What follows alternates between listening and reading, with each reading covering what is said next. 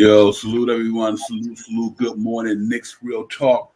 It's the pregame Clippers versus New York Knicks at Madison Square Garden. The East against the West, man. We about to get it popping today. Hope everybody doing well out there on this beautiful Sunday. Sun shining up and down the coast, man. I hope everybody doing well, depending on where you at. Y'all ready to get it popping with us? I'm going to bring my boys in a minute, man. We're going to get it popping up in here. Talk some Knicks for the next hour or so. Get ready for the game tonight. And a salute to the chat, man. Everybody, man, wherever you're streaming them from, you ready to get in here with us and get it popping, get your energy juices flowing. Let's get it popping today. We're going to talk Knicks. We're going to talk pregame. We're going to talk trying to get back to 500, back to back. We're going to get into all of it. So salute to everybody, man. I hope y'all, like I said, had a great Sunday. Y'all ready to get it popping. But we here, man. This is Knicks Real Talk pregame show. It's your man Divine. I'm here. I'm glad y'all in here with us today, man.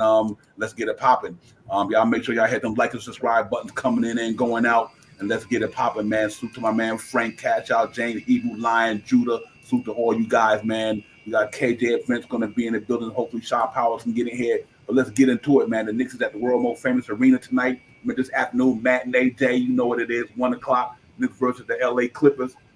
East against the West, man. We're going to talk about it, get into it. Hope our boys can come in today and get this W, man, and get them that three-game losing streak off our back. Trying to kill some of the Debbie Down noise, but we here, man. Let's do it. I'm looking forward to the game today, and I really am, man. I hope we can get in here and talk this thing, and after we get through the game and everything, we'll talk about the trade stuff a little before we close the show out. But we're going to get into it all. We're going to break it all down. Let's get this thing fired up. Let's get it popping. Y'all already know what it is. Knicks Real Talk, man. We in here. Let's get it going, man. So real quick, we're just going to jump into the starter lineup and the injury report. We're going to get into all that, get all those things out the way so we can really get into some talk today. First of all, you know what it is, man. Knicks and the Clippers 23-24, 8th in the Eastern Conference. New York 22-24, 11th in the Eastern Conference. We were playing some good basketball. Then we took a little turn going the other way. We went down, lost 3 games in a row, man. But hope we could brush this thing off and get back at it and get it popping. And for the starter lineups today, hopefully from anything haven't changed since earlier today, Kemba Walker, Evan Fournier, R.J. Barrett, Julius Randle, and Mitchell Robinson. For the Los Angeles Clippers starting lineup, Reggie Jackson, Amir Coffey, Marcus Morris, Batum, and Zubac. They're going to be in there. On the injury front, we talking Cam Reddish day-to-day, which he might play today. Nerlens Noel still out day-to-day with the knee. Ryan Archibald out today with the ankle. And Derrick Rose is still out. Kevin Walker might be in, might be out because of the back-to-back situation. And for the Clippers, the Clippers injury report today. They got Paul George out, Kawhi Leonard out. You already know what that is. Nicholas Batum is day-to-day health and safety protocol, and Jason Parsons is day-to-day. He's out with the foot. So that's what it's going to be, man, with that, man. And without further ado, man, let me bring in my partner in crime. KJ Events is in the building with me. KJ, what's good, my brother? How you doing this morning? Salute everybody. Salute Divine. Salute Knicks Real Talk family out there in the chat. Just got to get back to Knick basketball, man. The winning basketball that we need. Where's our identity at? We have to get back to those feel-good times in Madison Square Garden. And it's some tough times, but you know what? This is New York City. We built for toughness. This is what we want, and what are we going to do? That has to be the question right now. What are we going to do? The trade talks around Divine, but, these guys are hearing what we're talking about as fans. They're hearing what the media is talking about. Now it's time for them to put up or shut up. What are the Knicks going to do? Yeah, real talk, man. We just got to go get it today, man. Going to be a tough game. Clippers, though they missing all their superstar players, they still got a good team, good coach. Tyronn Lue down there. They got Terrence Mann down there, Marquise Morris, all them guys, man. They got Serge Ibaka and them, Reggie Jackson. So they got a good team down there, man. Though they not where they want to be because of the injury situation, but they still got a playoff caliber team. I think they're going to come in and fight hard today, try to get a popping against us. But I think we're going to be ready today, man. We had a couple of days off to get our minds right, to do some soul searching down here at the Garden in New York City, man. And I think the Knicks going to come out and play hard today, man. I really do believe that. I think they're going to come in and put in a great effort today, man. It's when we lose, man, it's a lot of whirlwind going on, man. A lot of air circulating, not most likely in a positive way.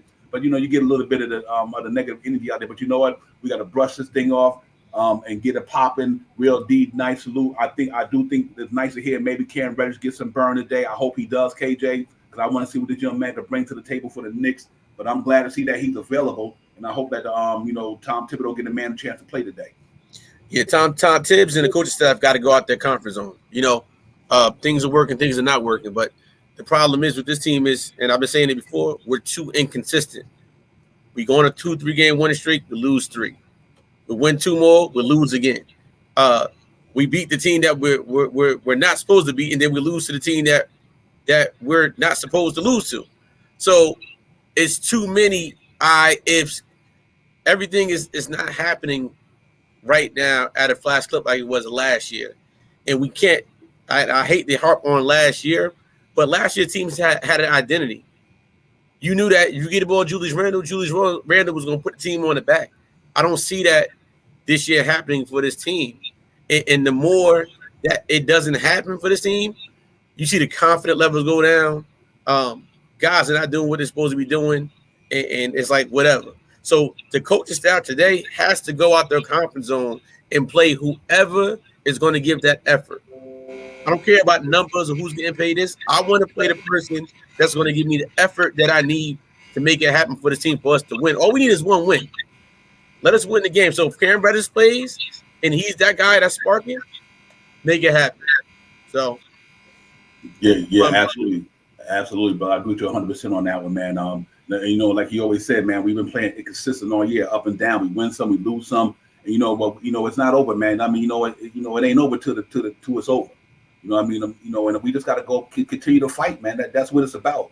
You can lose a couple of rounds in a fight, but you know what? You find your way to get back up in that fight. In the last couple of rounds in that fight, you might wind up pulling out that victory. And I think that's the same thing. The same thing got to happen with the Knicks, man. You know what? We've been up and down in the first 5 rounds of the fight, whatever the case may be. But in the last 6 or 7 rounds of the fight, you got to find a way to get back in the fight, get back in the game, start using your skill, your punching power. And I'm just equating that to basketball. You can get beat 14 rounds and knock somebody out in the 15th round. Well, that's what the Knicks got to do. We've been up and down. We've been losing rounds here and there. We just got to get back up and fight, get back into what we do, like you said, with that identity, playing that gritty, tough defense, and just everybody hold each other accountable, man. And just keep doing what you're doing. Some of the games we lost kind of been, like the Minnesota game, it's just turnovers. It's turnovers, 15, 18, 15. In free throw shooting, that's where we're losing at. So we got to find a way to clean up some of the mistakes. KJ, we find a way to clean up some of the mistakes and get back to a consistency. I think we might be all right. Right. And that's the thing I'm saying. Like we talk about consistency for this team, Divine, and the things that I'm not seeing is, I said this before in the last segment. It's just too much me basketball. Not team basketball. We could win. We win today. But what's going to happen in the next game? What New York Knicks team is going to show up today? And that's what fears me as a lifelong Knicks fan, is I don't know when I'm getting on a night-to-night basis from this team. And then my coaching staff, hey, listen, if these guys are not getting it from me, I got to play a guy like a Deuce McBride because I know what I'm going to get out of him. We got to play a guy like Karen Reddish because Karen Reddish is hungry. He wants to showcase that I can play with RJ Barrett. I can be the infrastructure for years to come for this team. But the problem is Tibbs going to be the same Tibbs coaching style where he plays his guys and then the team brings it back and then he puts the other guys that we were losing with back in the game. So it's like everything is too inconsistent right now. And until we find that identity on both sides of the ball, then we find out what we got. But right now, Demont, I don't know where we at because the Knicks have shown in these games that we know that these guys can hit 3-pointers, they can score on whoever they can. But when they're off, and then it's like nobody wants to play the right game. So what team are we getting? Is Julius Randle our leader? We need him to be the leader. Like we keep going back and forth with him. But the problem I'm seeing with him is right now he's too inconsistent, and it's like, I don't care. And we cannot have that. But we do need him. And once you're only as strong as your leader, and that's anything you do. And if your leader is not right, the whole team is going to be set off for years to come. So Julius Randle has to set the tone. Mm-hmm. Yeah, I agree with that, man. And he is the leader of the team per se. From a economic standpoint, from what considered to be the best player standpoint, and from the money he got.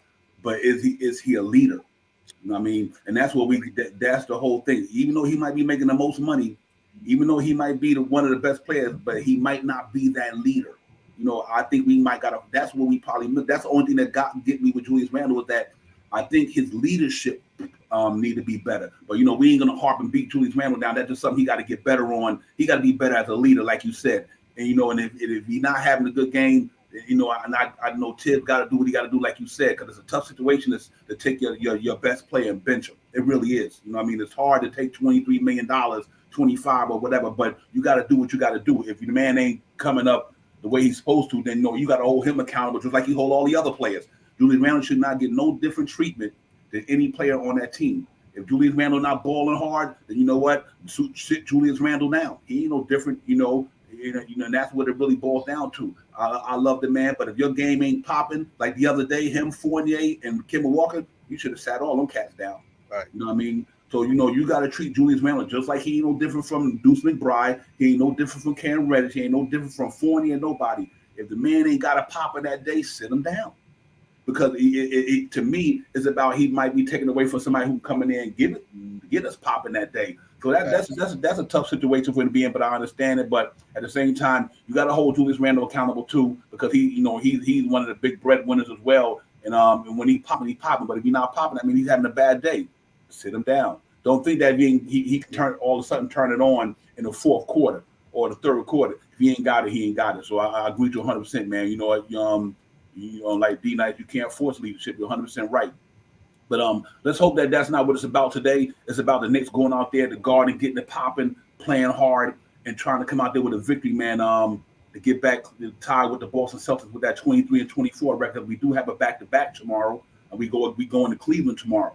So we got to really, it's really about wins and losses, man. I don't want to harp on him too much, because I don't want to take up our whole show beating up on Julius Randle. But he do got to be better with that ball today. Julius Randle, go in there and get a pop in today, man. Give us a double-double. Get back to being Julius Randle. Give us a double-double. Help the Knicks get a victory today. That's what it's really about up in MSG today, man, because, like I said, it's about this right here, not it's about that back there. It's about this right here. And we need a team win today in the most way. You know what I mean? Because, we got a tough schedule coming up. We're going on the road for a lot of games. And we got to really make sure that we're ready to compete and battle and try to stay in this playoff hunt. Right now we aiming toward the buy-in, but hey, even you never know. You get there, you could take it from there as well. You know what I mean? So let's try to get this thing turned around in MSG, and for the New York Knicks fan base to feel proud about it and everything. Because I think it is a big game tonight, and I'm really looking this afternoon. Matinee day. You know how it is when we on the matinee, KJ. Sometimes we up, sometimes we down. We lost the last matinee, but let's see if we can turn this matinee around today, man. Because I do want the thing to go the right way today for sure. Right, so that's the fear. The matinee games were not good at matinee nights. Mm-hmm. Last Martin Luther King Day, Charlotte Blues out the gym.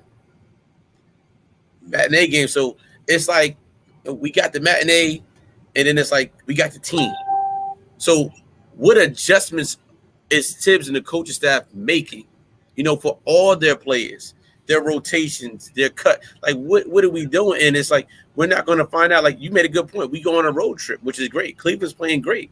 But, I must say, maybe we play better when we're away from the Garden.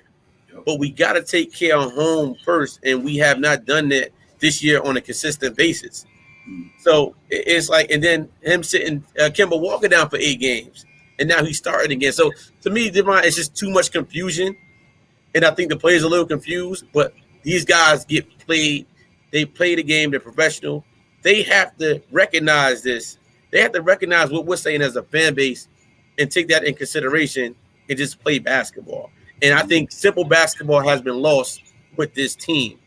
I think they're listening too much to the outside world and not focusing on the inside world. And just to me, it just seems like there's a lot of internal things wrong with them.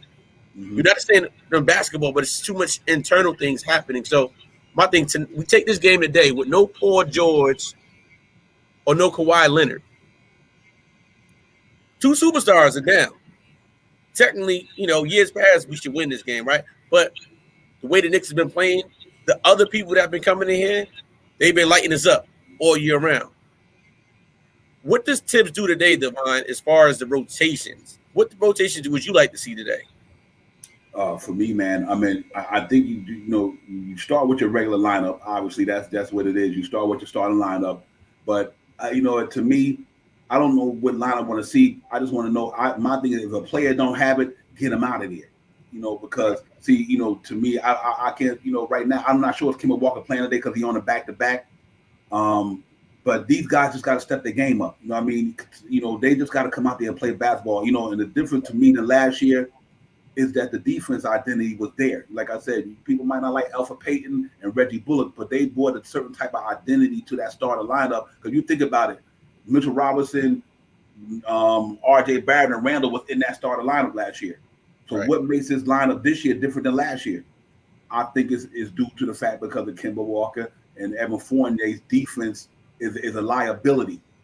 It's a liability to our team. You know what I mean? And I think that's where the problem is for me. But star lineup wise, you know what? I don't have no problem with anything except for if Kemba Walker's not playing a point guard, I just want to know who he's going to put in there as a point guard that's going to help lead the thing. You're going to go back to Alex Burks, or you're going to give it to Quickly, or you're going to give it to Deuce.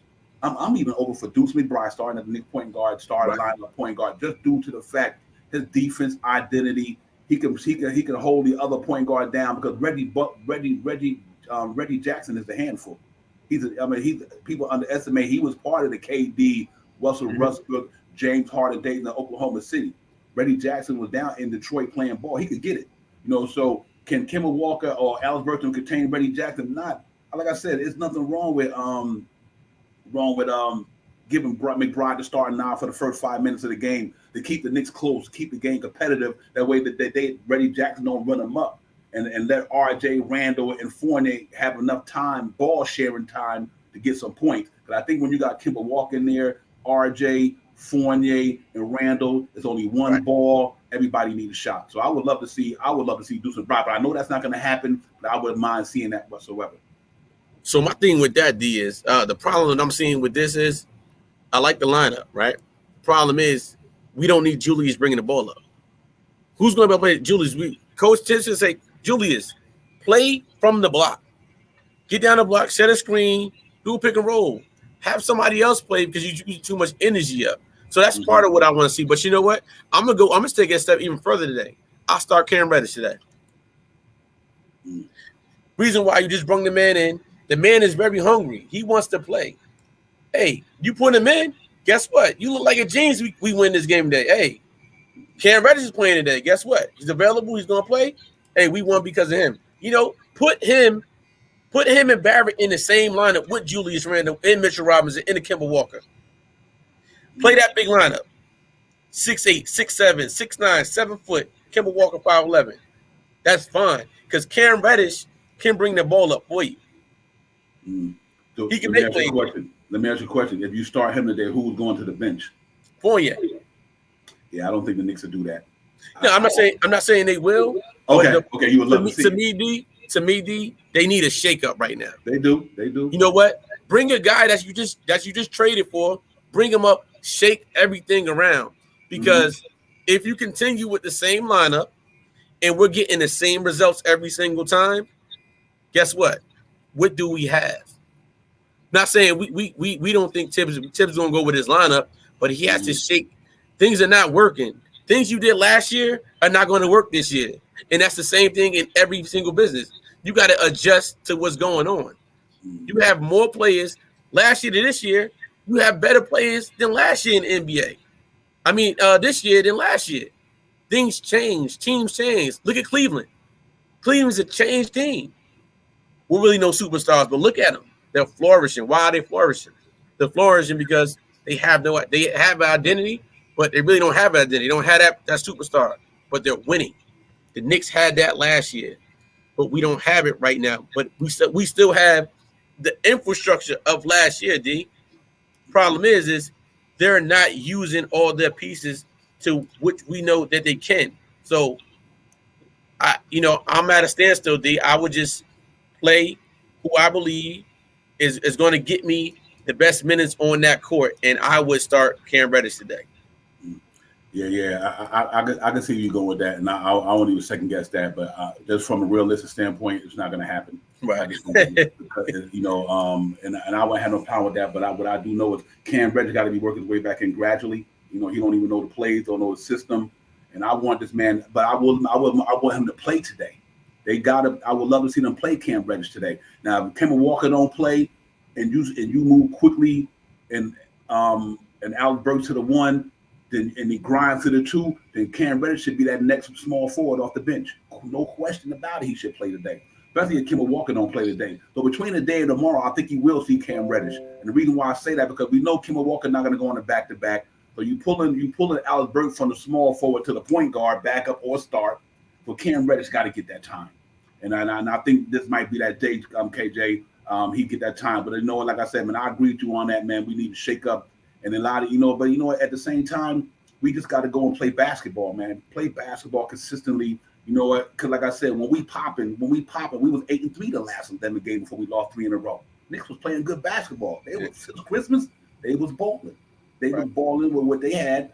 But when Kemba Walker came back, you see what happened. And you know what? Kemba was balling. He was balling. But you know what I mean? For me, it's not about the balling. It's about what he does to the team overall. Like his offense is there, but he getting smashed on a defense. Our defense is our identity. Kemba Walker had 19 points with a +8. We lost because he can't stop nobody. And him and Fournier is a big liability on the Knicks team. That's why we're struggling this year. Literally, to me, guys, the reason why the Knicks is where they at right now is because of Fournier don't have no defense.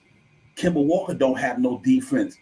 So you only got Mitchell Robinson and a little bit of R.J. Barrett in that starting lineup compared to last year when you had defense player in Alpha Payton, defense player in Reggie Bullock, defense player getting better R.J. Barrett. Randall, when he want to play defense, is better, and Mitchell Robinson and Noel.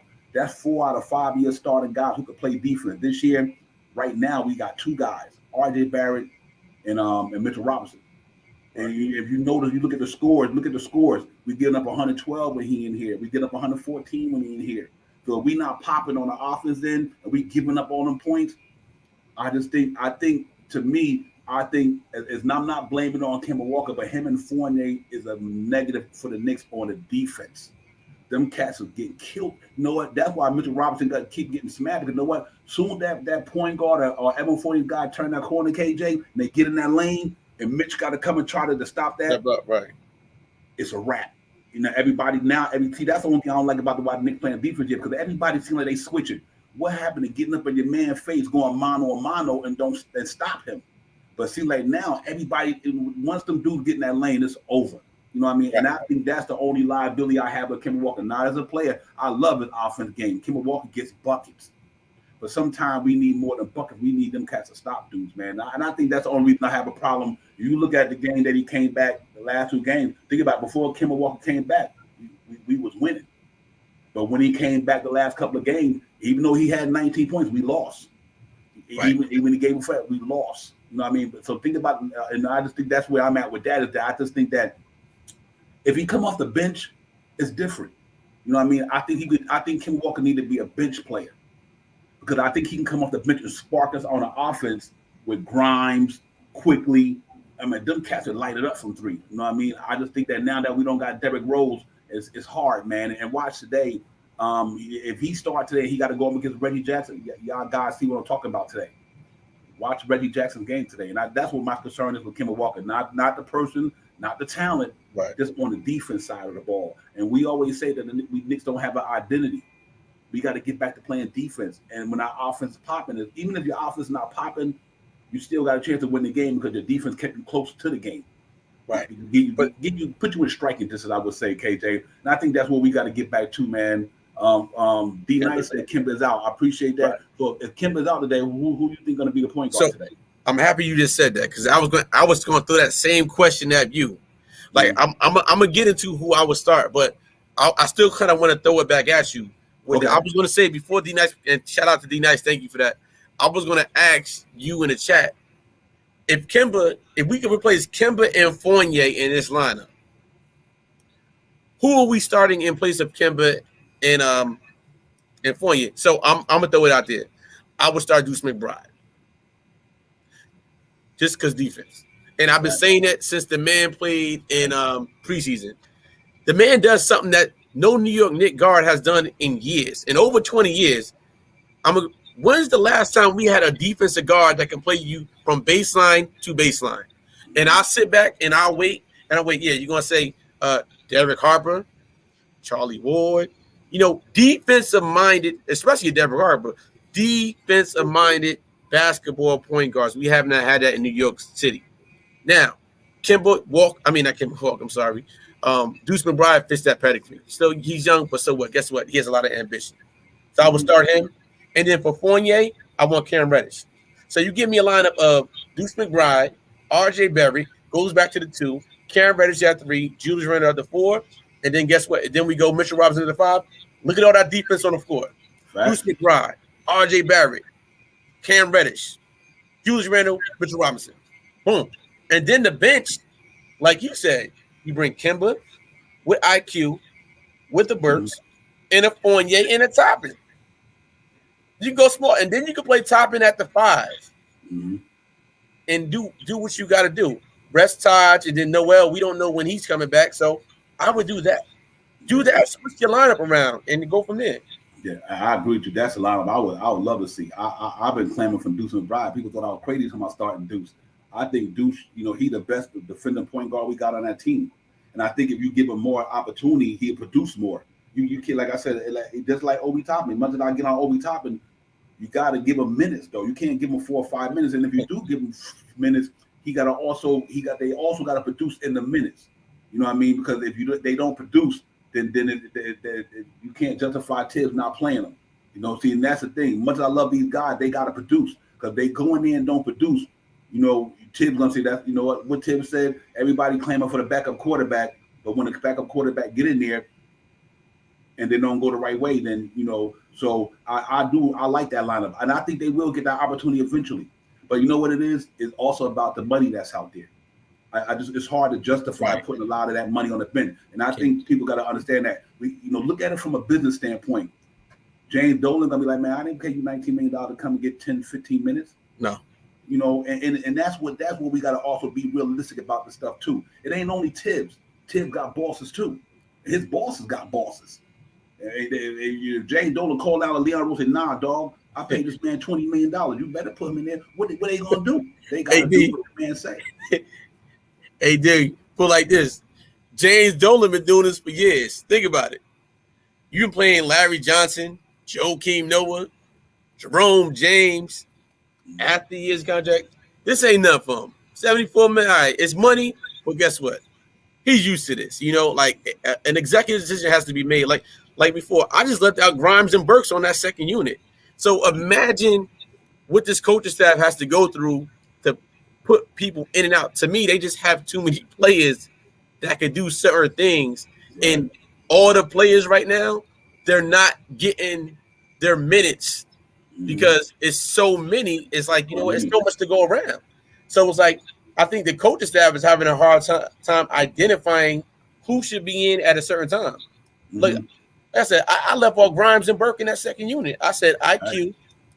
I said IQ, Kimba Walker, Fournier. Who else? I said Obi Toppin, and I think Burks, right? That's 5. But what about Grimes? You got to have Grimes in that second unit. So it's...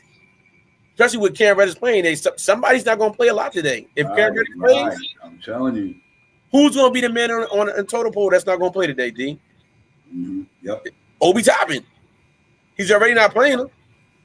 And that's the limit. Salute to the chat, man. Y'all cats on fire up in there. Keep it coming. Keep them wide thoughts coming. The chat is on fire. And salute to everybody out there streaming, checking us out on the show, man. Knicks Real Talk pregame. We got my man KJ Events Divine. We're gonna get it popping, and we're gonna keep it popping to the game. Come up to game time. But great questions, man. Great segment. Great questions. What's interesting to me is that we say the Big 15. And think about this here. We haven't even got past the Derrick Rose dilemma when he get back. So it's going to be tough. It's going to be tough, man. And you know what? And Tim got a tough job because us as fans, we want to see Cam Reddish bad. We want to see McBride bad. But you know what? And then his situation is like, man, if I throw these guys in there, they ain't ready. Do we got time to try to develop? Or are we trying to fight for the playoffs? And that's why I keep harping back to do you do the playoff thing or you do the rebuild thing? Because if you do the playoff thing and you fighting to get back up to the top of the echelon, I don't know how much they're gonna rely on the young guys.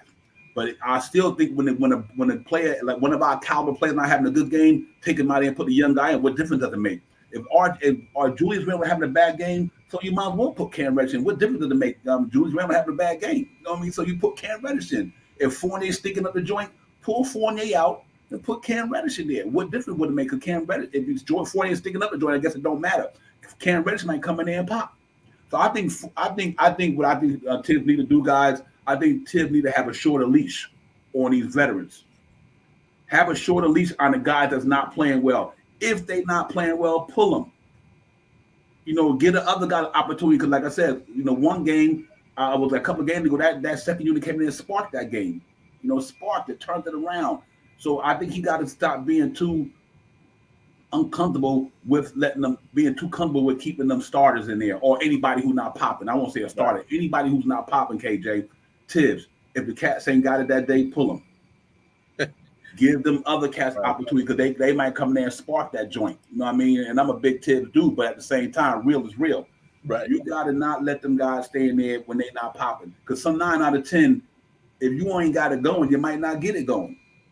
KJ, so why wait for that? So I love that. I would love to see McBride, RJ, Cam Reddish, Julius Randle, and Mitchell Robinson. I would love to see that lineup. I think that is crazy, because I think it's athleticism. You got guys in there who not only they scrap in the fight because they want something, like McBride hungry, Cam Reddish hungry. These guys is real hungry. They want to get a chance to prove themselves. Cam Reddish want to prove himself. He want to show and prove to Atlanta, you made a mistake, let me go. You know what I mean? And I really believe that. That's why I would love to see. That's why I like, man, give Deuce McBride some shot, man. Stop. You got to learn how to totally get away from all that favoritism, all that case. Nah. Like I said, last game, Fournier, 5. The three of our starting lineup guys had 15 points between all three of them. Tibbs should have pulled them dudes. You know what I mean, KJ? And I think that's what he got to do, man. He got to hold these cats accountable. Stop treating these vets like they got a right to do this, and they don't, because they don't. Like I said, if you ain't balling, you shouldn't be playing at that minute, at that particular time in the game. If you don't got it, sit down for a minute, reevaluate what you're doing out on the floor. When you get back on the court, see if you can correct what you were doing before you got on the floor. Right. Before you got off the floor, excuse me. And I just think that Tibbs got to do that here going forward. You got to hold these guys accountable up in the front, man, for real. And I start a lineup. D, Tibbs is stubborn, man. Mm-hmm. Call it what it is. That relationship with him and Julius is very strong. Mm-hmm. We seen that when Julius Randle got injured this year. Tibbs said in the press conference, he's like, "This is why I coach," and he said, "This is why I see what this guy doing every day. We need him on the floor," which is true, because when we didn't have Randle, we were losing. When we got him back, we seen the difference, right? But now Julius is back to another way, right? So here's the dilemma now: the relationship player coach. What is Tibbs going to do? Tibbs is not going to pull Julius. He's going to put him right back in the game. But who is pulling Julius to the side and say, Julius? And I hate to go back on Julius, but had to be centered around him because he's that person that we need to really perform well. Mm-hmm. Where's the Herb Williams that's pulling Julius to the rim? Who's on that team? We got Taj Gibson. Julius, just do this. I don't see any players doing that, because right now the man is going on from last year. Got the money. He's going to do what he has to do to perform and not care what anybody say.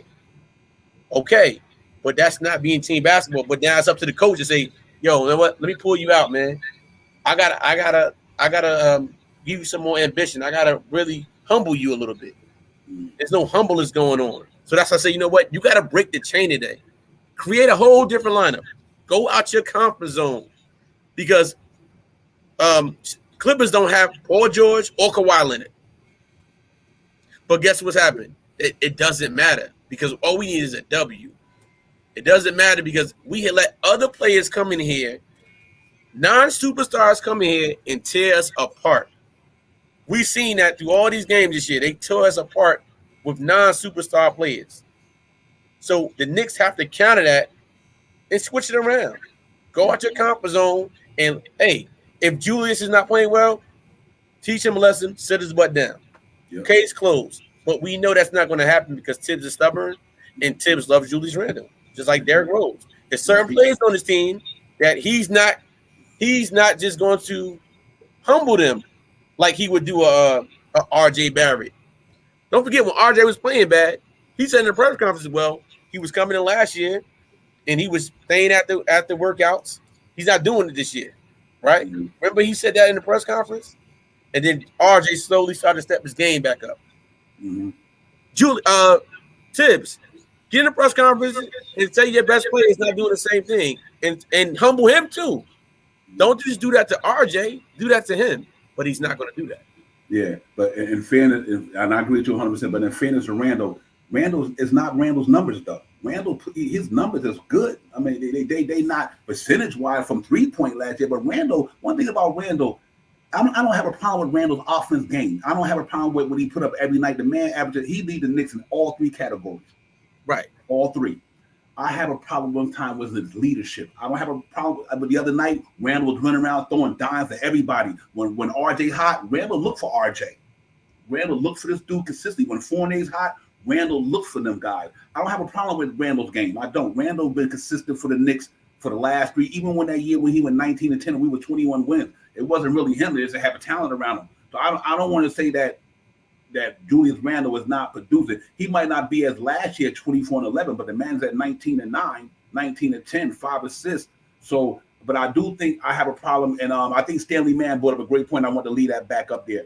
That's the problem I have right there, was just what Stanley Mann put it there. When a few calls don't go his way, Julius start whining and complaining to the refs instead of focusing on strong to the rim and getting back on D. Right. Them are the things I have a problem with Julius Randle. I really do. But for him as a team player, he's an unselfish dude. He looked for RJ and them. He tried to get RJ and Fournier and them going. That's one thing I give him credit for. Much as we can, much as he's going to get a lot of a negative vibe this year. But one thing about that dude, man, he's not a selfish dude. You know what I mean? And I think the reason why we might be in this situation a little bit is because, you know what? Think about early in the year when Fournier was stinking up this whole place. He was. Think about when RJ didn't have it going. He just started turning it around. The only dude that was consistent was Julius Randle. So, for when it comes to accountability, Tibbs got to hold him there. But not only Julius Randle, everybody. Fournier, him too. Think about when Fournier was sticking up the joint. Tibbs didn't pull him. So Tibbs got to take not only on Julius Randle, he got to, like I said earlier, he got to do that to all them dudes. If Mitch is having a bad game, pull him. If Randle having a bad game, pull him. If Fournier having a bad game, pull him too. If RJ Barrett having a bull game, pull him. All of them. All of them. Because that's what I mean. Don't treat one different than all the rest of them because it's going to be a bad look. But I do think we got to make sure in balance, we separate the stats. My problem with Julius Randle has always been that way to me, that he's just not a leader. He feels like he's not showing it the way he could be. Maybe that's just not his. That might not be his characteristic. Some people just don't have that character. Listen, Ben Simmons is a $30, $40 million, but he's not a leader. You know what I mean? Right. So I just don't think that. I think we asking too much out of Julius Randle as a leader, because see, people think when you make the most money, you're supposed to be the leader. No. Rondo is a leader. He don't make money. Rondo probably the least paid dude that's on Cleveland right now. And even when he was on the Lakers, I think he's a better leader than all them dudes. So we need to find a leader. I'm fine with Julius Randle numbers, but we need to find a leader. And Julius Randle is just not a leader. And I'm okay with that. Because you don't get paid big bucks to be a leader. You get paid big bucks because you can do what you do from a talent perspective. But not necessarily be the leader. So if Derrick Rose is not going to be that leader, Todd Gibson not going to be that leader, we might help like the whole RJ grow into that role. Right. But I don't think Julius Randle is the leader. And I think you ask me personally, I think we just not even trying to even put pressure on him about that. You can't teach an old dog new tricks. You are who you are. You are who they say you are. Whoever made that quote. And I think that's how Julius Randle is. I think that's who he is. Just don't rely on him to be that guy, or we trying to make him out to somebody that he's not. Because I just don't think he's a leader. So right. That's what I was going to say. And he has gone to that role because we haven't seen what he did last year was epic. That was great. We haven't seen something like that in a long time. So he instantly became that, right? Do you think the instant success to become a leader has said to himself, like, you know what, now I got the money, I got to step my game up to be that leader? Do we think his teammates see him as the leader? I think his teammates see him as the leader, but his actions don't show that. So it's like, who is that leader? And like you said, Devon, I got no problem with. We know the man can do a double in his sleep. Problem is simple basketball. We got out of playing simple basketball. Pass the ball around the perimeter, run a 5 out, cut, go, screen. Simple basketball, move, screen. We don't do that. And then we want to shoot up every shot. We don't want to do that. We got out of that. So who is going to bring us this? Who is going to bring us now going forward? These next games that we got. Who's going to bring us to that victory to change our season around?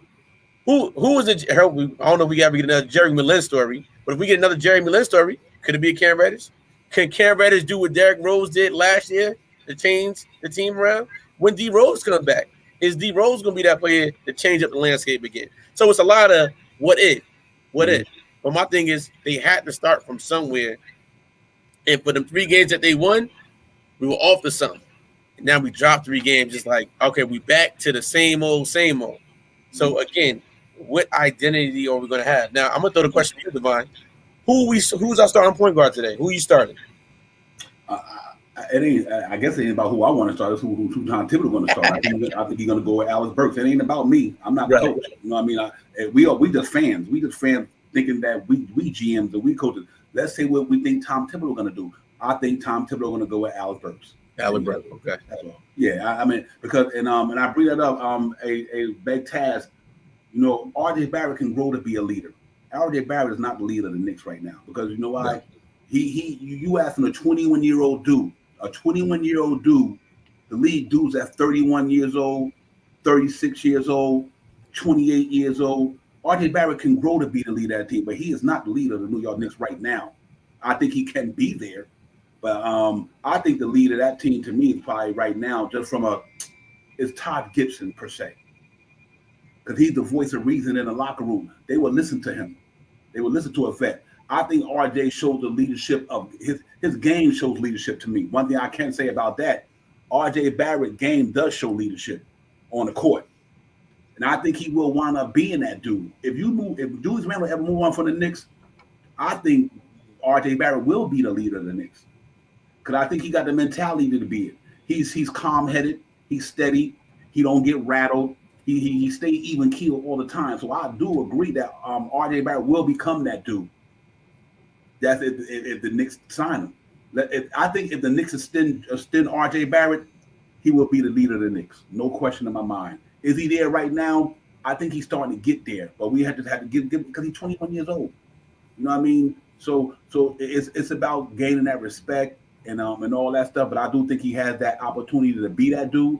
I just think that he ain't there right now, but I think he's working his way to that. If R.J. Barrett gets extended by the New York Knicks, he will be the leader of the Knicks. And I think everybody will fall in line and follow that man because his demeanor is there. I love R.J. Barrett's demeanor. It's there. He stays focused. And, you know, even though when his game is going left to right every now and then, but mentally he stays even keel. And that's what you want. A leader don't get rattled. R.J. Barrett don't get rattled. And I love that about him. He don't get rattled. He just stay in the moment. And if his game not going good, he brush it off and move on to the next day. Whereas a lot of people can't do that. But I do think he will. I think he will be that dude for real. But I think you just got to give him time. You don't want to throw all that stuff. You don't want to throw all that stuff on that young man. And because you know why? I think he can handle the pressure. But you know it's hard to be a leader when you got guys. Let's say if the guys don't respect him or they might be feeling some type of way, KJ, because he's getting that burn. And we'll see. You know what? When things going hard, you got to see what you made of. And this is the time when R.J. Barrett, at a third-year dude, second year, going into his third year in the league. So I do think he will be there. But I just don't know. I don't know if he's that dude because of the experience. See, Derrick Rose to me could be that leader of the Knicks. And maybe that's why the Knicks are struggling. Because Derrick Rose got enough veteran, savvy, skill, intelligence. You see, Derrick Rose is like an R.J. Barrett to me. Them cats don't get rattled too much. You don't see their demeanor change. So if anything, I would think it would be Derrick Rose first and R.J. Barrett that one's going to merge to that dude. But for us on the court, running the team the way they need to run, I think that could be R.J. Barrett. I think he run that team better than Julius Randle. Right. I think R.J. Barrett runs that team better than Julius Randle, hands down. So I do believe on the court, as the leader on the floor, I think RJ is that guy. But for the whole locker room, I'm not sure if he's there yet. I'm not saying he won't get there. I'm not sure. Right. You think about it, the age group. You go into Roman 20 years old. They look at him like, man, what you talking about, man? Go ahead, go put my bag up. So you get some of that. Mm-hmm. The young leadership, you're going to get that. But I do agree with you. And the reason I agree with you, they brought a soldier with them. They brought a young soldier in Canberra, a guy that played AAU basketball with him. They were on the All-American team together. They played at Duke together. Now, RJ, we went to go get you somebody. Those two together on the court again. Guess what? Cam Reddish sees what RJ's doing. And RJ's like, my man, you here now. Let's build this piece together. Can they be the building? And I think they could be building pieces to that better, whatever we're going to get out there in the future. But my thing is right now, are we a better team today than we were yesterday? And I'm not saying for us to answer this, Divine. I'm just saying that has to be the mentality of this Knicks team right now. Mm-hmm. We know that this record, what their record is right now, they're better than their record. They're just not showing it on the court. And it's like, when are they going to show it on a consistent clip over and over again? And it's not there. It's no comp. So it's like, we don't know. We predict scores on the show. We just don't know where this team is going to go today. And it has to be, it's frustrating for me and you and everybody else because, like, wait, we saw this game, but now is this the game? Kemba Walker started, now he's starting back again. So many different storylines through this season that it's like, it's very confusing. And it's like, what are the Knicks staff going to do to make it better? Because if not, guys, say they keep going with this subpar 500 the rest of the season, it's going to be a lot of questions to be answered in the offseason. Coaching staff, appointments. Is RJ going to get extended? Are we going to bring Mitchell Robinson back? So it's a lot of what ifs before we get there, Divine. But I think a lot has to be shown in the next couple games that what are we going to do? Are we going to tank the season and be a playoff team? I mean, are we going to make the playoffs, or are we going to say, you know what, we're going to be a lottery team? That has to be the conversation now. Yeah, absolutely. Well, that's why I brought this segment up. Can the Knicks handle adversity? That's what they're going through. They're just going through adversity. That to me is what their character getting tested. The New York Knicks as a team overall, and a team and an organization right now with this kind of a little bit of losing, they just getting their character getting tested. Can they handle the adversity? Can they handle us, the media, everybody? This is the toughest place to play in by far to me in any sporting industry in the world is New York. It's New York City because you have you in the media capital of the world. If you throw something in the air, somebody's going to write about it, or they're going to talk about it.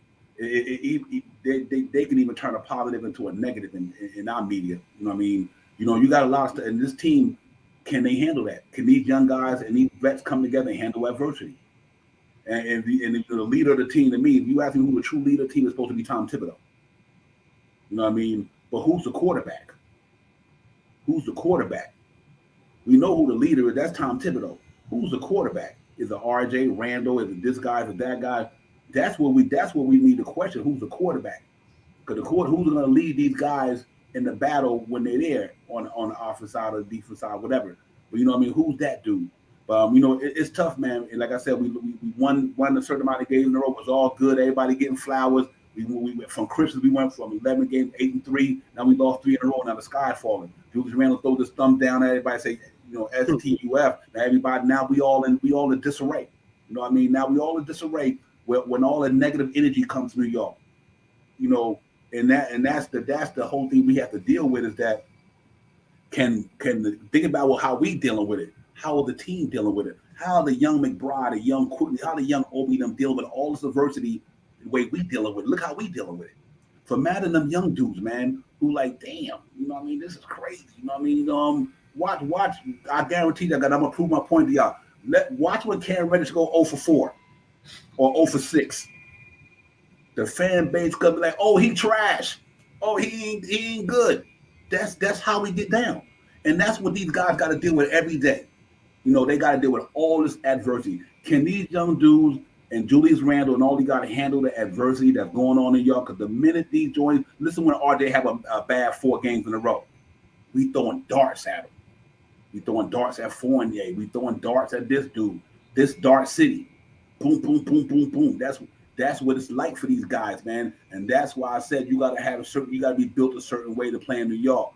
Reggie Bullock, Alfred Payton, these guys were built for this. Not everybody's built for this. So you asking some of these young guys, man, to take all these bullets from people when they have a bad game. Like Deuce McBride had that beautiful game. And when he stung up the joint, you know, he might be getting dark from inside the organization, from Tibbs. I don't know. But I think we got to be taking in mind that these guys got a lot of pressure on them, KJ, and that's why I said, can they handle adversity? Because There's a lot of adversity going on in New York, man, because it's a lot of pressure to play here. This is the hardest place to play sports by far. It's New York City. And I just think that when you see it, like I said, we ready to run Julius Randle out of New York right now because of that adversity, because of what he went through. If Julius Randle wouldn't have said that, as you know what up, a lot of people don't like Julius Randle. 50% of them like him, 50% don't. But when the man is on point, dropping 35 and 16, we love him. Assists, they love him. Right.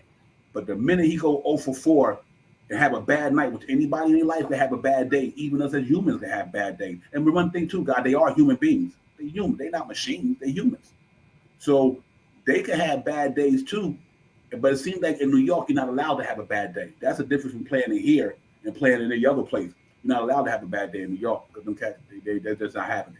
But I don't think that's a fan base overall. Because I think one thing I know about the Knicks fan base, KJ, if you play with energy and effort, you go hard, you play with passion, the Knicks fan base will forgive you like no other. Yes. The Knicks fan base will love. All they want you to do is play hard. Play hard, be gritty, don't give up, and play up to the competition. When the Knicks, when I seen I lied the other game, man, when I seen Fournier and Fournier, not Barrett, Fournier, Kemba Walker, and Julius Randle do what they did the other night, they had a right to get booed. You should have booed them out the gym. You know, and I think that's what we got to be realistic. Julius Randle, Evan Fournier, Kemba Walker, these guys have been in the league almost 7, 8, 9, 10 years. You expect them to be on their game. So I don't have no problem throwing darts at those dudes when they shit ain't going right. Dude, y'all was brought here for a reason. Fournier, you was brought here for a reason. Julius Randle, we gave you the bag for a reason. If you don't show and prove, that's what you're gonna get. And I ain't got no problem with the fan base giving it to him, because I give it to him. Man, you love the Julius, bro. You know, real talk. So yeah, right. And like I said, that's why I said a change has to come. And it's just what change is going to happen for this team. You know, we keep talking, and like I said, it's not so much Julius, it's just the body language, Divine. You know he's a good player. Yep.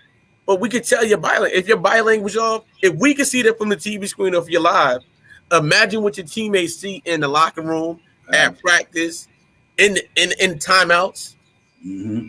If they see your body, especially the young guys, if your body language is off, it's like they sitting back like, it is. I'm 21, 22, 23, 24.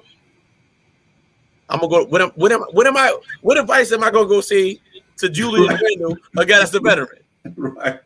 So the only person that can really say something is a Kemba Walker, is a D Rose, a Taj Gibson. Mm-hmm. So you got Alec Burke, right? So and them guys, they might say, you know what, or Fournier, they're like, man, that joker might curse me out if I say something. You know what I mean?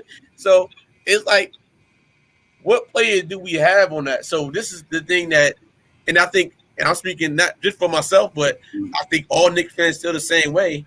And like you said before, if you show your effort, we don't care if you score no points. But if you're doing other things that you're doing to help your team out, setting the right screens, getting rebounds, giving assists out, and getting in somebody's face, protecting your teammates, we love that in New York City. Mm-hmm. We love that. And guess what? He did that on the Charlotte game. Crowd was rolling him, taking us to the hole, getting fouled. We love that. Yep. But can Julius Randle handle it? I just don't think he can handle that. That's not his game. You know, he needs that ball. So until he changes, this team will change. And if he doesn't change, Divine, this is the type of season that we're going to have, unfortunately, for the rest of the remainder of the year, unless changes don't come. Because I can't see Julius Randle changing his game. Yeah, absolutely. I think it's for me, it's almost like we as a team, like I said, as a team, we got to play better. Because like I said, Julius Randle was balling out last year. He's not playing bad, but he under a different circumstance too.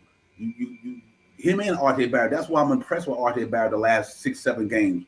He took it upon himself to say, I got to do me. I got to make sure that I'm not stinking up the joint. I got to get better. Fournier got better. And I was about to run Fournier out of New York. I was about to run Fournier straight up out of New York on the first plane ticket out of New York because that's how bad he was. And I just don't want to say the Knicks is losing. I don't think we should say the Knicks is losing just because of Julius Randle. I think he's a part of it. But Julius Randle is not the reason why the Knicks is 22-24. I can tell you that. No. I think the reason why the Knicks is 2-24 is inconsistency. Some nights, some guys got some nights, some guys don't. Some guys bring effort, some guys don't. We missing Noel, which is a big part of that defense. And when Mitchell Robinson go out, we don't got nobody who can stop anybody coming in that second unit on the defense side at the 5. Because when Todd Gibson come in, he's too short. So having Noel is a big loss to us, a big loss. That man helped us get to 41 and 31 last year.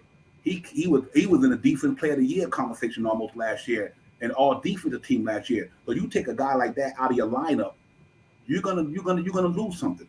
You're gonna lose something because them 2 or 3 points we lost by, that could have been 2 of his blocks or 2 of his steals or whatever, or 3 of his points. Derrick Rose, not having Derrick Rose 13, 14 a game, that's huge. It's huge. So now you take away Derrick Rose's points, and let's just say some of the other guys don't have it. So I think it's a combination of a lot of things. I won't say the Knicks is where they at because of Julius Randle. I would not do that. That would be unfair to him because when Julius Randle was leading his team at the beginning of the year, when Fournier was stinking up the joint, RJ wasn't popping, Kimber wasn't popping. The only one was popping was Randle, and I'm not defending Randle, but Randle's not the reason why the Knicks are 22-24. I can tell you that right now. It's a lot of reasons why they just like this here. A lot of reasons. We gave something like it could be games where Obi Toppin might not have played well, or Emmanuel quickly didn't play well, or Alex Burks didn't play well. It's a team thing. And I agree with Tibbs for one thing. It's a team thing. Nobody wins this thing by themselves. Nobody loses it by themselves. Without Scottie Pippen and Steve Kerr and John Pass and Michael Jordan wouldn't have won all that by himself. You know what I mean? So I think we're gonna throw darts at Julius Randle because he make the most money. And he should, rightfully so. That's pretty much the way the NBA go. When you're the highest paid player, they expect you to be the best. But let's think about this here. You take Julius Randle off the Knicks right now, they down there with the Indiana Pacers. I guarantee you that much. And we know what we seen that. So that was going to spark my next question right there.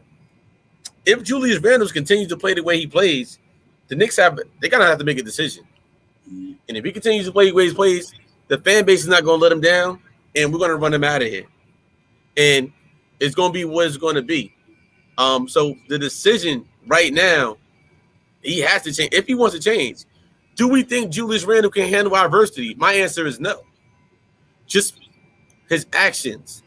Your actions speak louder than your words, and just your body language, it just doesn't look right. So my thing is, if he can't turn this thing mentally around with the fans and just playing basketball, like I said, we know he can put a double-double up, but the body language speaks volumes. If we can't do that, unfortunately, I think the Knicks is going to lose him. I mean, he might demand a trade, and it's just basketball because we're New York Knicks fans. We're very passionate about our teams, and not just basketball. We're passionate about the New York Giants, the Mets, the Yankees, whoever you like. We're passionate fans. We know our sports, and like Porzingis, they want to be here. You know what? See ya. No problem. Where's the guys that really want to be here? Melo, he wanted to be here. We ran the Melo about it, but he wanted to be here. Until we have those players that really, really want to be here, D, unfortunately, we're gonna be stuck in this matrix with the Knicks for years to come until it can happen. Right now, like you said, somebody said it's all good like a week. He said Jay-Z, everyday struggle is all good a week ago. Absolutely, it's all good a week ago. But you know what? It's New York City. It's supposed to be. We have the world's most famous arena, but we're not playing like that. We're letting other players come in here and take history out of our books right now. That cannot happen in New York City. I'm sorry, even if it's been for years, but you know what? Damn it, last year they bamboozled us to thinking they're gonna have a better team than they had last year. This year, and it's not working for some reason. It works sometimes, D, but then it's like now we off again. It's like, so when does it all stop and say, you know what? Then we have a good team. And until that happens, guys, you know, we gonna get up here and talk to you on Knicks Real Talk till we blow in our face like they should do this, they should do that, should do that. But until we see that, we should demand better as a fan base. We need to demand better. And if the man can't do that, or anybody, Fournier can't do it, guess what? We got to move on, cut our losses, and it is what it is. Yep. And that's what I think it's about. I think that's why the trading deadline coming, you will get these scenarios. You would, and that's why I think it's one of the most beautiful segment we can have. Can the Knicks handle adversity? Because that's what we're going through right now. We're going through the adversity. This Julius Randle thing with this STU up and thumbs down, that costed a lot of adversity. Can you handle it? And like I said, we got to look at this in totality. Was Evan Fournier handling adversity at the beginning of the season? I don't think he was. I think it was getting to him. Listen, out of 40-something games, Evan Fournier just popped about 10 or 15 of them. Literally popped. Out of 40-something games, Evan Fournier was lost in New York City.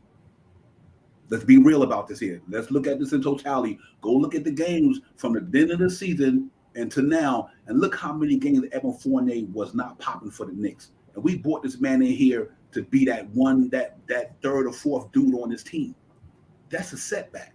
Because now you change the whole dynamic. Now you forcing Grimes, who they just coming off the rookie deal, forcing McBride, you throwing these guys into the fire that early in their careers in the NBA when they wasn't ready for that because other guys wasn't popping that we expect to pop. Listen, I'm the type of dude here. I give you flowers when you deserve flowers, and I give you no credit when you get no credit. At the beginning of the year, when RJ was struggling, he was going through it. We were talking about RJ was trash. Mm-hmm. We all said that because we that's just the way we felt because they wasn't playing good. So now Julius Randle's not playing good because of what he went through. Now he got to take it too. He got to take the stripes too. Julius Randle, the last game, you seen what I said earlier. Him, Fournier, and Kemba Walker stunk up the joint the other day. They should have benched them dudes at the beginning of the game. That's how bad they was playing. But it's a team thing. This is a team thing. This is not one player. It's a team. It's 15 dudes in that locker room. And you got some guys who's supposed to who you put like this here. Every night the Knicks come on the court, you expect Randle, Fournier, RJ Barrett, and guys like Rose and all you expect, and Kemba Walker, you expect them to do a good job because they've been there. They know. They proven they can get down. I don't have a problem with Deuce McBride having a 4-game slump. He a rookie. I have no problem with Grimes sticking up the joint for 7 days. He a rookie. I have no problem with that. But I do have a problem with when our guys who got paid the money to be the leaders, I'm talking about from a statistical standpoint, don't help the Knicks. I have a problem with that because that means that we relying on these dudes. We brought Kemba Walker, Evan Fournier to New York City to help RJ Barrett and Julius Randle get it popping. That's why we brought them here. We brought them 2 dudes here, and then the only 2 dudes we brought in other than the rookies. So think about this here. The only 2 dudes we brought in here to change this thing around was Fournier and Kemba Walker. Everybody else was here, and the rookies. Grimes, McBride, Jericho Sims was the only cat that wasn't here last year. Everybody else was on the Knicks last year. So what did we do? We said we're going to bring in 2 guys that's going to help catapult this team offensively to a better stage. But because Fournier didn't get it popping, Kemba was out of the lineup, the inconsistencies like the other night. Look at Kemba Walker, how many points Kemba Walker had the other night. Look how many points Evan Fournier had the other night, him and Julius Randle. So to me, if you don't have your major pieces contribute the way they're supposed to for what they're getting paid for, we ought to be like this here. But I don't think that's going to be the case moving forward. I think this guy like Fournier has been playing good the last couple of games, the last 5 or 6 games. He's been playing well. And so we got to see. I just hope Julius Randle can let all this outside noise just get away from it. Julius Randle, you know what? Just block it out your mind, man. He a human being. And even if he's not the dude for New York, he's here now. He's here right now, and we need him. We need Julius Randle to go out there and play basketball the way you've been playing. Don't worry about all that other crap. Go out there and give us a double-double every night. Move that ball the way you've been moving that ball to Fournier and RJ Barrett, letting them cats pop. Just do that. Don't worry about all that other stuff. Because you know what? If he ain't the dude for New York, we'll know. If Julius Randle is not the dude for New York, either at the trading deadline, either he gone, either they're going to ship him out, or they're going to ride him to next year. So either way it goes, Julius Randle was here. We can talk to him blue in the face. Julius Randle is the starting power forward for the New York Knicks. Until they move him, ain't nothing we can do about it. We can get mad about it. We can get disgusted about it. You know, we a fan base. We up and down. We can get mad about it. But right now, tonight, as far as I know, Julius Randle, the starting power forward for the New York Knicks. Julius Randle go out there and give us a double-double and help this team beat the Clippers. That's what I want to see. I don't care about all that other stuff. That it don't mean nothing to me but W's and L's. All I care about is W's and L's right now. If we're going to win the day or we're going to lose the day. Right. If Julius Randle go out there and get a pop in the day and drop 25 and 9, 4, 5, 6, 7 assists, 2 turnovers, you won't hear this shit about Julius Randle tomorrow when we come up in these streams. You won't hear it. I guarantee you that. So that's how you fight adversity. You fight adversity by handling your business. You know what I mean? That's all. Okay, they just got to handle their business as a team and make it happen. You know, that's it. What in the first 2 seasons? What grade would you give the front office, Leon Rose and World Wide West? What grade would you give them right now so far? Last year, I give them because they just new to the game. They tried to figure this thing out. You know, coming in with what they had. You know, they came in with a roster that was already pretty much here. But I say right now, because of the way we playing, I'm just going to give them a C. I'm going to give them a C. Well, I'm giving them overall grade for draft and things that they did to help us out as far as money. I'm giving guys a B minus. Fair enough. And this is the overall. It's just because them bringing that. You can say these guys are real savvy at how they acquire players, and how they bring players over. So right now, is it safe to say that the Knicks are just rolling dice right now? And if we get somebody, we strike. If we win, we win. If we don't, it's like, do we believe these guys for the long term? Are they looking at it the same way we're looking at it? Like the win now? Like, you know, do you believe that, Divine? I think they're looking at both of them. Okay. And a matter of fact, I'm gonna change that C to a B, like a B plus. I'm gonna tell you why. I thought that Cam Reddish deal was phenomenal. Right. I thought that Cam Reddish move was legit to get rid of Kevin Knox, who's on aspiring, not playing, not even in a rotation, and to get Cam Reddish, who has most likely between now and next year will be either starting for the Knicks or backup, whatever. I think what I liked about what our front office did, they did not go out there and dream chase like they did back in the days. Go signing guys with these long contracts who's not guaranteed to even pop here. I love that about them, and I give Scott Perry, ever since 2018 when Scott Perry came here, think about what he has done. You might not like some of the things he did, but think about the things he's done. He took Melo's contract, turned it into Mitchell Robinson, saved us cap space. He took the Porzingis contract, got rid of it, turned it into cap space. You know what I mean? He signed guys now to 2 years with a team option. Most likely they were not going to even get that team option anyway. So what I love about the way they kept the infrastructure together.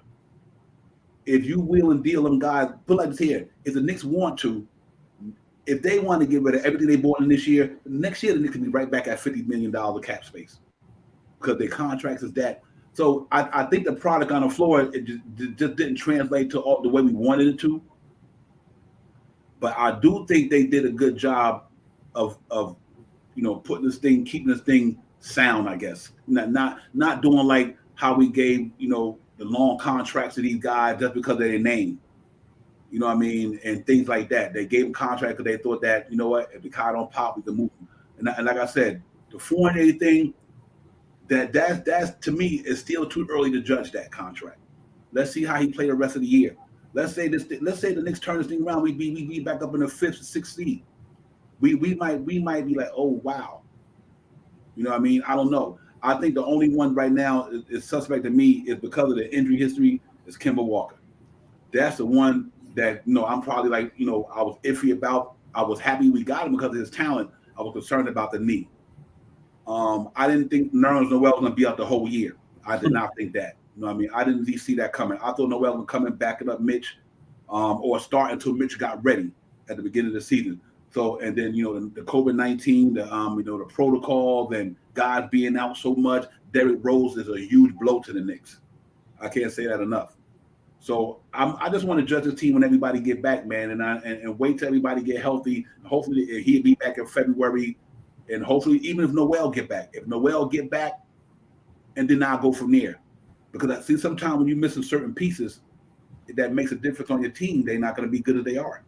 And I just think that we don't want to ask these young guys in a rookie year to put so much pressure on them to do the things that Noel can do. Like Jericho Sims, he's a young, good man, young, talented guy, but he's not Todd Gibson and Nerlens Noel. No. He's not, because I put like this here, he don't know how to do certain things that a experienced center might could do to him, because the speed of the game, the guys who are more knowledgeable than he is, who probably know what he's going to do before he know what he's going to do himself. And that's just something you have to deal with. But I would say I'm going to take that to a B+, KJ, because I really do think that this thing ain't over with. I just don't think it's over with. I really think we got a chance to still get up in here. We only 2 games under 500, and it starts in another 15 minutes. We got to go on. We got to go in the Madison Square Garden and just win the day, one game at a time. Win the day, and then we'll take it from there. But for me, I'm gonna change that to a B+. I do think that Cam Reddish deal to me made a significant difference, and our future looks good. Like you said earlier, can you imagine McBride, RJ, Cam Reddish, and even if it's not Julius or Obi Toppin, youth-wise, we good. And even Mitchell Robinson, we good. We really good. I like the youth on our team. I just think we got to make it come together in jail and get it popping. That's all. Right, the infrastructure's there. Yeah. So it's safe to say that we believe that these guys know what they're doing. And it's also safe to say that maybe we're just being impatient Knicks fans. I don't want to say impatient, because that'd be wrong to throw that at the fan base. Because I think because winning cures all. I just think that we not winning. We go impatient. No, because I think a lot of our guys in the chat, they like the young guys. I don't think they're being impatient. I think they like that. I think they want to see the young guys get more burn. A lot of our fan base want to see the young guys get more burn, and the Knicks front office because we just got to let these guys grow as they grow. You know what I mean? And so yeah, I don't want to say the fan base is impatient. Right. I mean, not from us, but do you think that Leon Rose had to mean like, well, we haven't the past 20 years, we only made the playoffs 4 times. They're like, well, guess what? If this work, this work. If it don't work, hey, we made the playoffs last year, but hey, you know what? Hey, what's another year going to be if we don't make the playoffs? But guess what? We're building the infrastructure. And I believe those conversations have been had.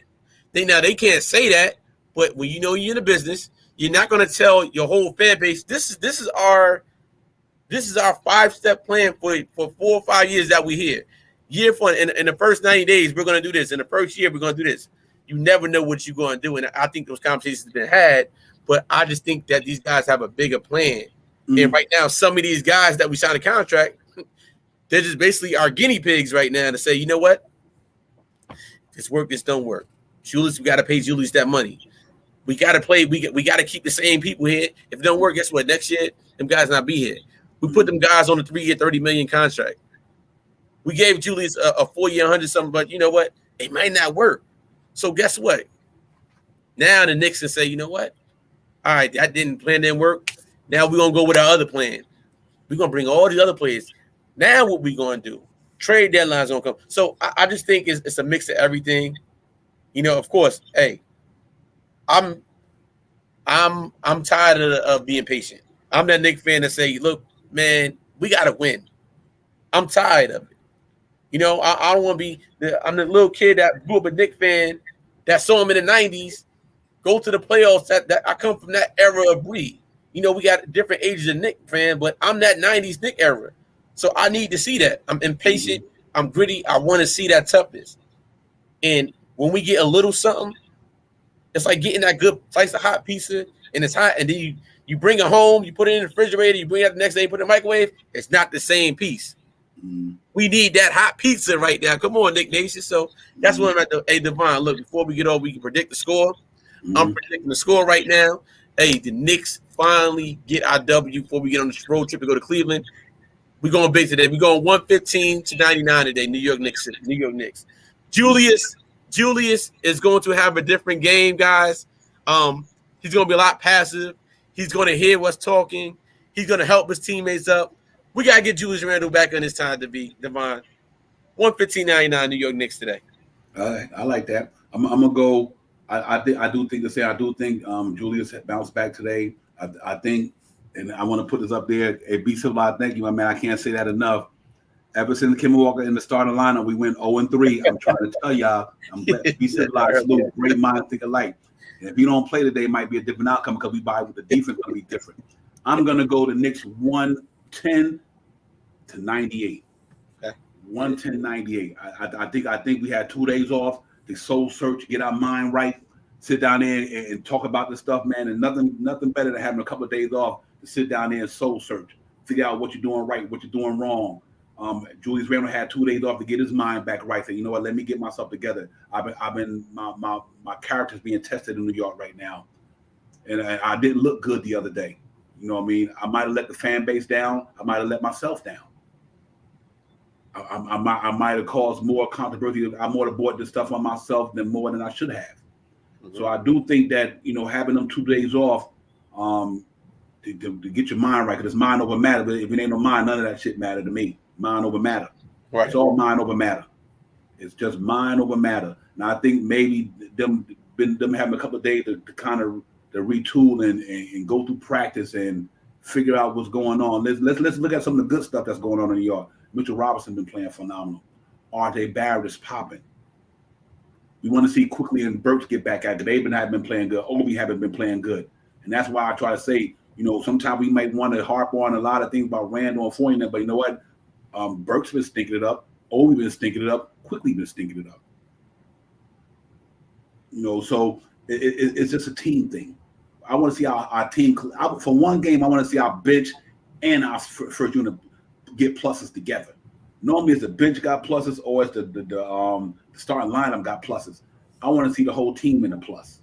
Right. And I think that's what we need to be at today. And I think we can make that happen. It's a matinee. It's a matinee, it's KJ.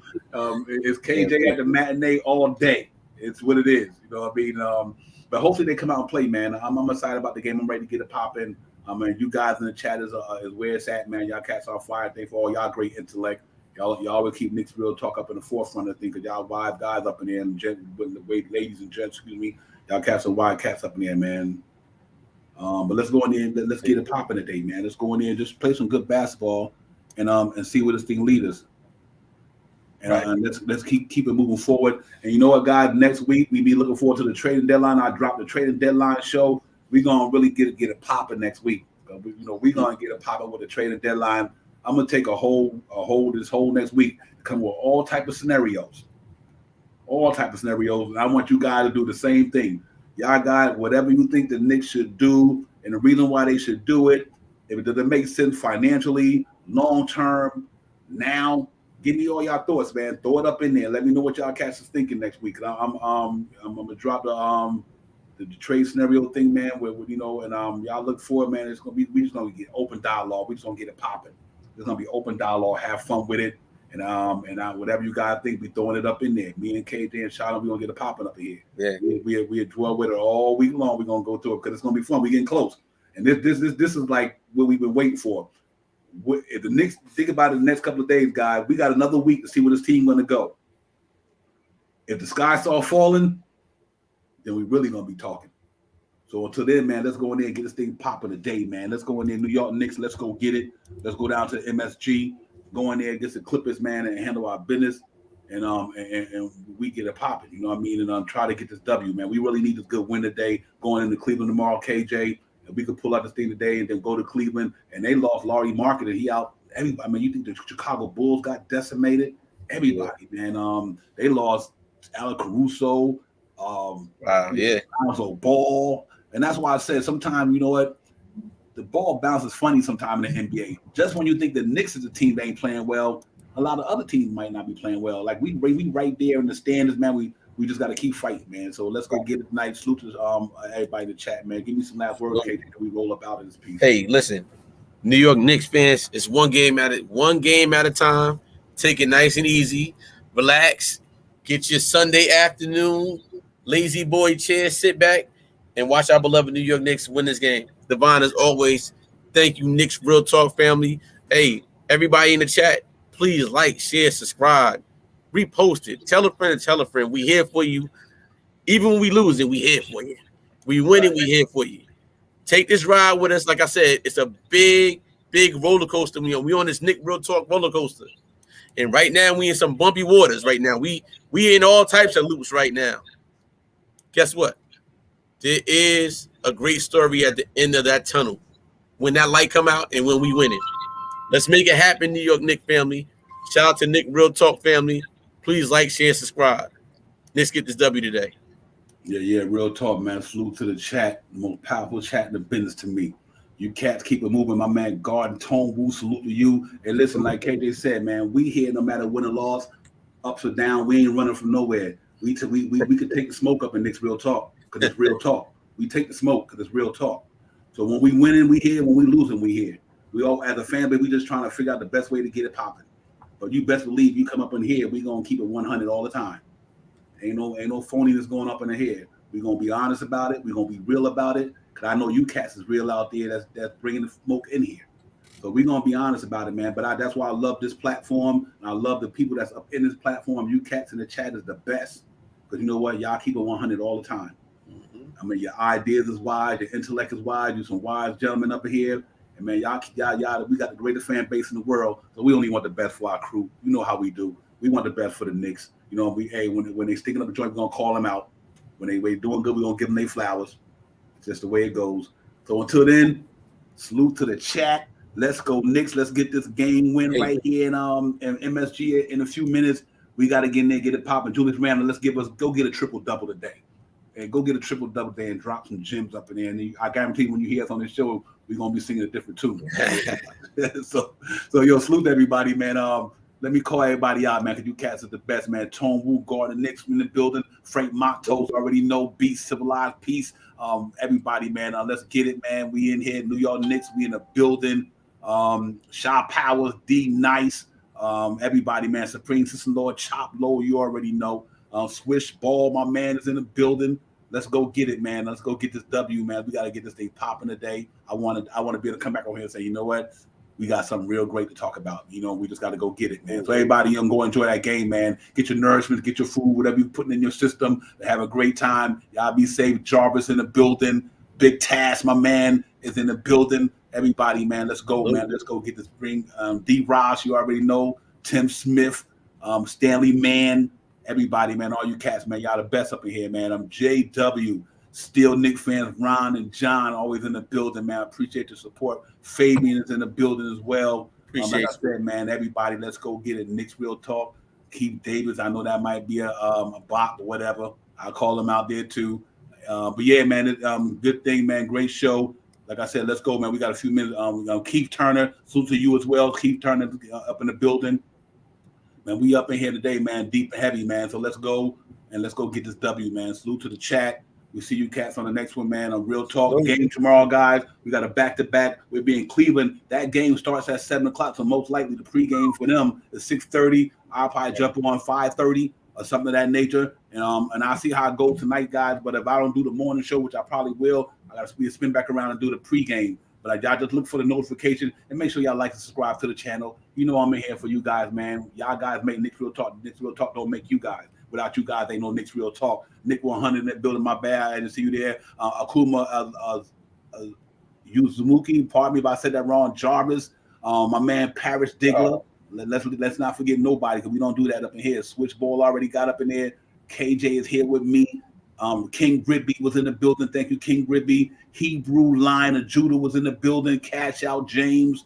All you guys, man. Let's get it. Frank Matos again. Knicks Real Talk. KJ Events. We in the building. We about to be out there, building. Let's go get this W New York Knicks Real Talk, man. Let's get it, man. Peace.